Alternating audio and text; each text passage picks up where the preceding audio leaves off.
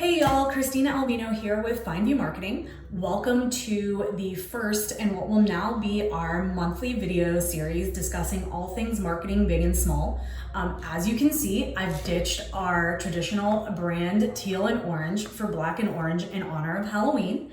And today we're going to be discussing why creating a marketing plan doesn't have to be scary. It's one of those things that if you don't have a marketing plan and you don't have a strategy of what you're doing, you're really just going to be throwing stuff at the wall and hoping something sticks, right? So if you have a plan and you have a strategy of achieving your goals, it makes it a lot easier to track exactly how you're doing. So the best piece of advice I can give on where to start is look at where you are. What current marketing channels are you using? If you don't know, or if you don't know if they're working together to achieve your goal, that's where you need to start. You need to start by creating a plan of how all of your marketing channels should be working together. And I'm guessing you're sitting there wondering, what marketing channels should I be using? I always say that there's a core 8 marketing channels that any self-storage operator needs to use. Starting with your website. Everything you do should revolve around your website. From there, you need to make sure your local listings are working for you.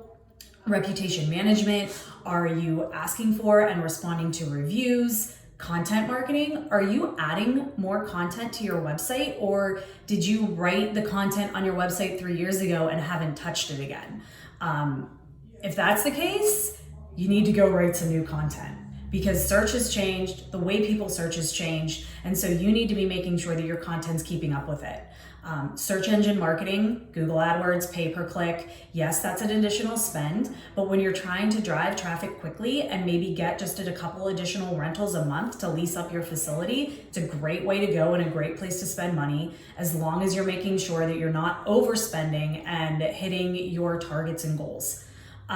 Community marketing, getting out and building relationships in the community. I know that some people think that might not be worth it, but referral programs are great.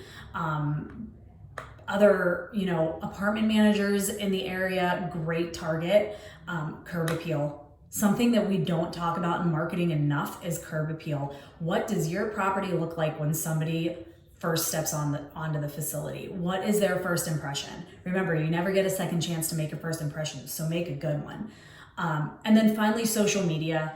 Social media probably shouldn't be your number one focus. It's not gonna drive additional leads like paid advertising or like your website, but it is a great tool to use if you're continuing to try to build relationships in the community. Make it about local, make it about what's happening around you. Don't make it just about yourself. Don't make it just about promotions. And I would say the most important element of all of that is your website. Again, I can't reiterate enough how important that is and how important it is that your website is delivering the experience that your customers need and deserve, and that everything else that you're doing is working together to provide that user experience that people expect today.